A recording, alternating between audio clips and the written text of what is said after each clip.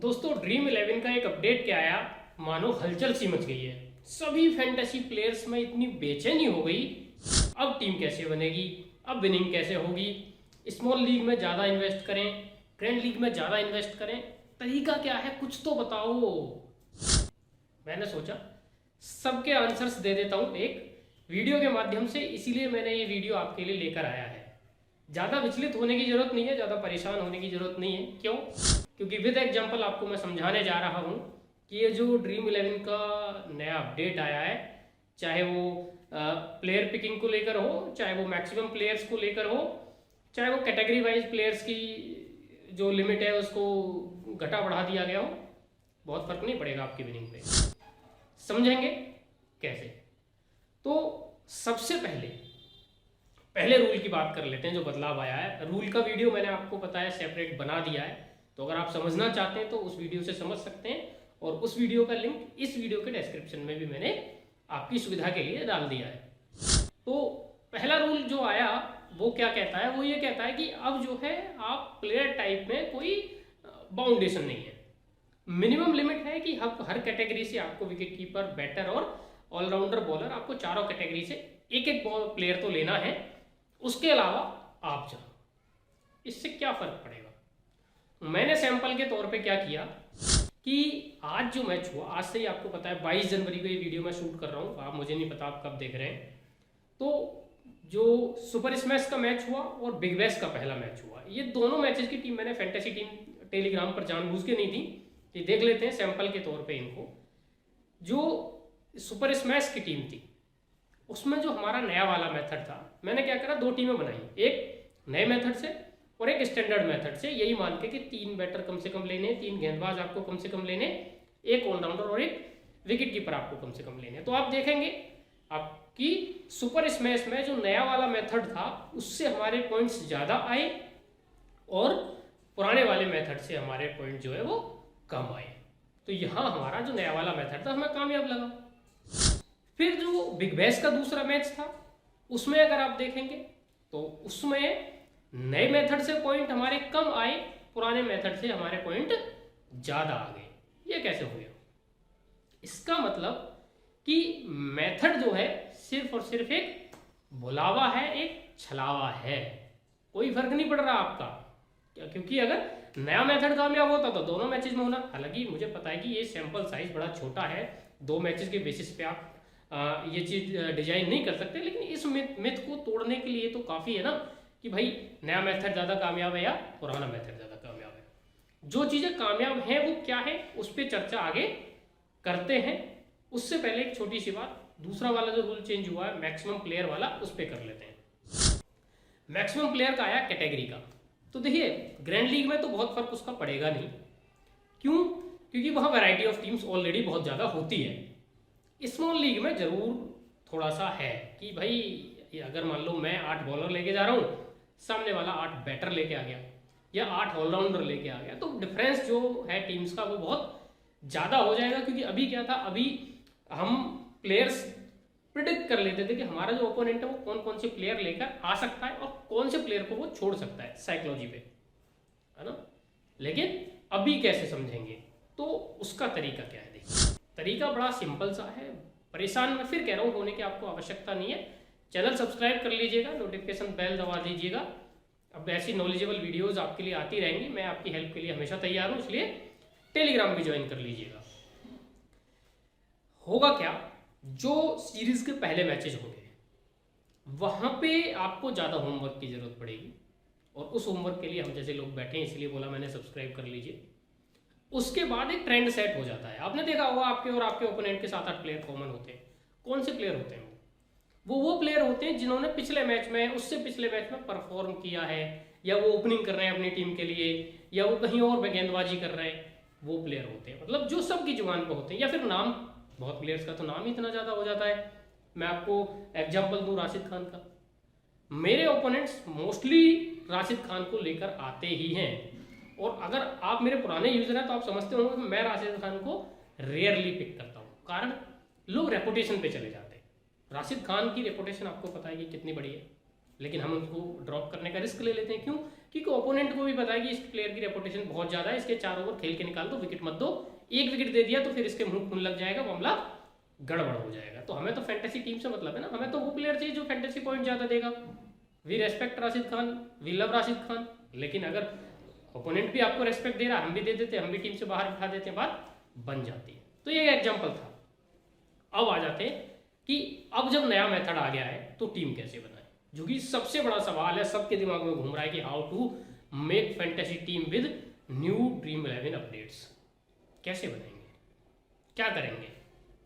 तो देखिए, कोई भी चीज सही, कुछ भी, बेसिक्स कभी नहीं बदलते किसी चीज के। आपको बेसिक्स को ही फॉलो करना है।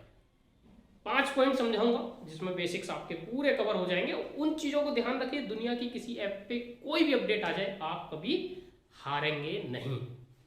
पहला अपडेट क्या है, पहला बेसिक क्या है? वो प्लेयर लीजिए, कौन से प्लेयर लीजिए? जिनका गेम कवर एक्सीलेंट हो, जिनकी फॉर्म एक्सीलेंट हो। मतलब पॉइंट 1 आपका है गेम कवर प्लस फॉर्म। जिन प्लेयर्स का गेम कवर समझते हैं ना, कि जो या तो T20 अगर की बात करें तो टॉप 3 में खेले, वनडे की बात करें टॉप 5 में खेले, टेस्ट में कहीं भी खेले अगर बैटर है तो। बॉलर है तो जिसके निश्चित 4 ओवर पक्के हों कि ये पूरे 4 ओवर डालेगा, इसके ओवर नहीं कटेंगे। जिसकी फॉर्म अच्छी हो, जो रिसेंट में विकेट्स ले रहा हो, उन प्लेयर्स को लीजिए। तो वो आपके गेम कवर प्लस फॉर्म वाला पॉइंट हो गया। इस चीज को ध्यान में रख के ही टीम अपनी डिजाइन करें। भूल जाएं कि आप 8 बैटर ले सकते हैं, आप 8 बॉलर ले सकते हैं, कि आप 3 बैटर ले सकते हैं, कि आप 3 बॉलर ले सकते हैं। भूल जाइए। दिमाग में क्या रखिए कि प्लेयर का गेम कवर कितना है, प्लेयर की फॉर्म क्या है, पहली बात वो ले लिए। उसके बाद अब ऐसा तो है नहीं 11 प्लेयर आपको ऐसे ही मिल जाएंगे जिनकी गेम कवर भी अच्छा होगा, फॉर्म भी अच्छा होगा। एक क्राइटेरिया फुलफिल के बाद जितने प्लेयर्स ने कर दिए, सपोज करो 2 प्लेयर ऐसे थे, 2 आपने पिक कर लिए। अगला पॉइंट आ जाता है कि दूसरे नंबर पे उन प्लेयर्स को लें जिनका गेम कवर ज्यादा है। बड़ी बात कह रहा हूं, ध्यान रखना थोड़ा सा। जिन प्लेयर्स का गेम कवर ज्यादा है उनको लें बनस्पत कि जिनकी फॉर्म अच्छी है। कई बार फॉर्म छलावा हो जाती है। कैसे? मान लो जैसे एक अभी एग्जांपल में ताज़ा दे देता हूँ। ऐसे 20 में डोनोवेन फेरारिया नाम के एक प्लेयर है, पहले मैच में 70 करीब रन बना के, और फिर उसके बाद उन्होंने उस मैच में विकेट भी ले लिए, 4 ओवर गेंदबाजी कराई। मैं अगले मैच में देख रहा हूँ कि मेरे सारे ओपोनेंट उनको कोई कैप्टन बना रहा है, कोई वाइस कैप्टन बना रहा है। नहीं भाई, हमने अपनी टीम में पिक भी नहीं किया। क्यों? क्योंकि he was playing at number 6। अब T20 क्रिकेट में नंबर 6 को हर बार बहुत बैटिंग नहीं मिलती है। बॉलिंग इसलिए मिली क्योंकि पिच जो थी वो गेंदबाजी फ्रेंडली थी, स्पिन फ्रेंडली थी, तो फिर उनको गेंदबाजी मिल गई। अगली पिच जो थी वो पेस फ्रेंडली थी, इसमें कि डोनोवेन फेरारिया का जो गेम कवर था वो 0 होने जा रहा था।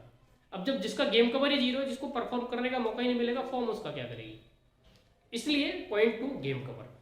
पहले पॉइंट पे काम करने के बाद ऐसे प्लेयर्स को लीजिए जिनका गेम कवर अच्छा है। बैटर ले रहे हैं तो ऐसा लीजिए तो टॉप 3 टॉप 4 में खेलेगा। बॉलर ले रहे हैं तो ऐसा लीजिए जिसके पूरे 4 ओवर आपको दिख रहे हैं कि डालेगा ही डालेगा, कोटा डालेगा वो। ठीक है, गेम कवर का हो गया। मान लो आपके गेम कवर के 3 प्लेयर हो गए, 2 आपके फॉर्म प्लस गेम कवर हो गए, आपके 5 प्लेयर हो गए, ऐसे समझिए। तीसरा ऑप्शन है फॉर्म। जब ये दोनों क्राइटेरिया फुलफिल हो जाए तो फिर फॉर्म वाले प्लेयर्स को लीजिए जिन्होंने रिसेंटली अच्छा किया है और जिनका आपको लग रहा है कि ये इनको थोड़ा बहुत मौका तो मिलेगा गेम में। ठीक है, 3 पॉइंट हो गए। चौथा पॉइंट आता है सस्पेंस वाला। लोग कंफ्यूज रहते हैं कि यार कितने ऑलराउंडर्स लें और कौन से ऑलराउंडर लें। मेरा मानना यह है कि ऑलराउंडर भले ही किसी भी कैटेगरी में हो, जब तक आपको बिल्कुल क्लियर उसका गेम कवर ना दिख रहा हो तब तक कभी ना लें। ये ना सोचें अरे यार गेंदबाजी भी करने आ जाएगा, ये बॉलिंग के बैटिंग करने भी आ जाएगा, यार ये तो कैच भी पकड़ लेता, ले लेता हूँ इसको। स्मॉल लीग में तो बिल्कुल मत लीजिए। जब तक कैलकुलेट कर लीजिए टीम कौन कितने गेंदबाजों के साथ जा रही है। अगर वो आपकी टीम का दिख रहा है कि 6th बॉलिंग ऑप्शन है, 5th है तो फिर तो कोई बात ही नहीं है। अगर 6th बॉलिंग ऑप्शन है या टॉप 6 में खेल रहा है, 6 और 6 का ध्यान रखिए, फॉर्मूला ऑलराउंडर्स के लिए होता है 6x6 का ये, कि अगर 6th बॉलिंग ऑप्शन है और 6th नंबर बैटिंग तक आ रहा है तो आप उसको सोच सकते हैं कि टीम में एक बार इंक्लूड कर लीजिए, क्योंकि एक बॉलर का दिन खराब हुआ तो फिर वहां उसका क्या है, बॉलिंग आ जाएगी, और थोड़ा सा अगर बैटिंग कोलैप्स करेगी तो भी फिनिशिंग में 10-12 बॉल खेलने को मिल जाएंगे, आपका काम हो जाएगा। लेकिन अगर वो 7th ऑप्शन है बॉलिंग में, या बैटिंग उसकी आपको पता नहीं कि 6 पे खेलेगा, 7 पे खेलेगा, 8 पे खेलेगा, कभी ना ले। ऑलराउंडर्स वही लें जहां से आपको कम से कम एक स्किल में, बैटिंग में या बॉलिंग में क्लियर दिख रहा हो कि हाँ ये तो बैटिंग तो आएगी, बॉलिंग थोड़ी बहुत कर लेगा, या बॉलिंग पूरी आएगी बैटिंग थोड़ी बहुत कर लेगा, तभी लें। अब सबसे बड़ा कंफ्यूजन क्या होता है? सबसे बड़ा कंफ्यूजन ये होता है कि ऐसा ये सारे फॉर्मूले आप कंफर्म करने के बाद और आपको क्राइटेरिया भी फुलफिल हो रहे हैं मान लो, तो आप फिर कंफ्यूज होते हैं कि बचे कुछ जो 2-3 स्पॉट हैं उनमें बॉलर सेट करें या बैटर सेट करें, और यही आपका डिसीजन होता है मामला कि इसमें आप बॉलर को पिक करें या बैटर को। अब देखिए क्रिकेट जो है कुछ ऐसा है कि बैटिंग डोमिनेटेड गेम है। डोमिनेटेड कैसे कि आप देख रहे होंगे कैप्टन आपको ज़्यादातर टीमों के बैट्समैन मिलेंगे, हमारे फेवरेट प्लेयर भी जो होते हैं वो भी ज़्यादातर बैटर ही होते हैं, है ना। और बैटर्स जो भी चौके लगाते हैं, छक्के लगाते हैं, तो उनको देखने में मतलब एक्साइटिंग प्रोस्पेक्ट अगर हम देखें क्रिकेट का तो वो बैटिंग है। लेकिन फैंटेसी में थोड़ा रिवर्स चले जाइए, ये एक छलावा है, एक बुलावा है।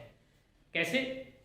देखिए एक बैटर है, आपको नहीं पता कि वो कितनी बॉल खेलेगा, डू यू नो कि कितने मैच कितनी बॉल खेलेगा आज वो, नहीं खेलेगा ना, एक भी खेल सकता है, 100 भी खेल सकता है ना। तो वहाँ अनसर्टेनिटी है। और ये भी आपको पता है कि वो कम से कम 20 बॉल 30 बॉल खेलेगा तब आपको ठीक ठाक पॉइंट देगा। बॉलर के साथ ऐसा नहीं होता।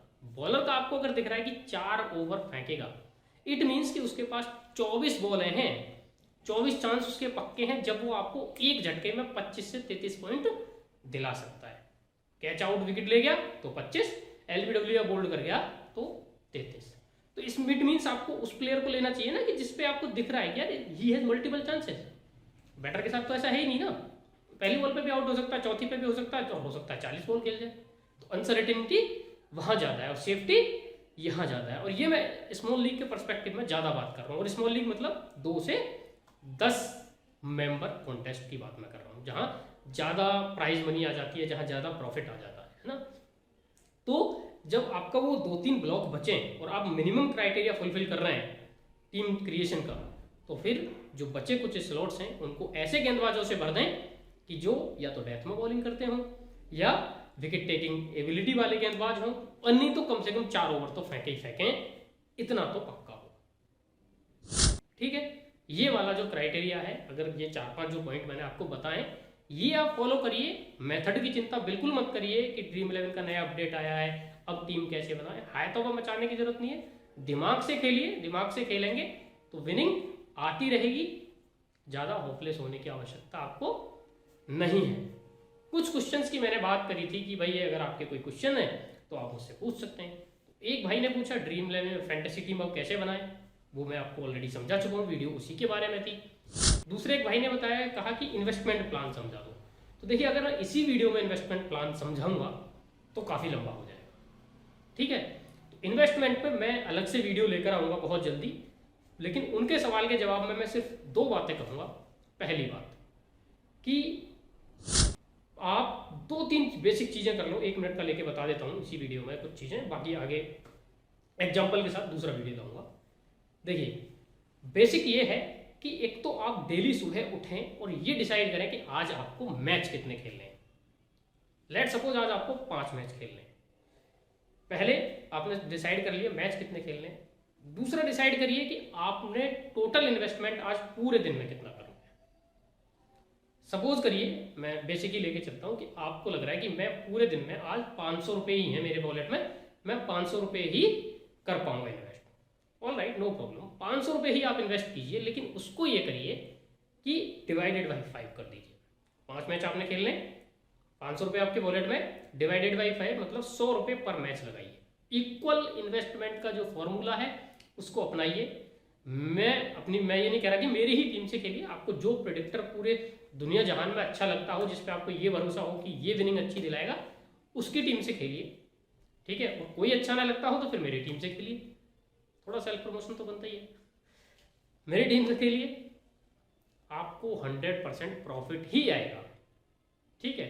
अब वो 100 रुपीज़ आपको कैसे इन्वेस्ट करने हैं, क्या करना है क्या नहीं करना, उसका एक डिटेल्ड वीडियो बहुत जल्दी मैं लेके आऊँगा, जिसमें पूरा इन्वेस्टमेंट प्लान समझाऊंगा कि किस तरीके से आप ड्रीम 11 से या अन्य ऐप से मंथली बेसिस पे सैलरी की तरह भी कमा सकते हैं। तो चैनल पे जुड़े रहिएगा ऐसी इन्फॉर्मेशन के लिए, ऐसे प्यार के लिए, ऐसे समर्थन के लिए। कमेंट, लाइक, सब्सक्राइब, शेयर कर देना। मैं तो आपसे मिलता ही रहता हूँ, मिलता रहूँगा।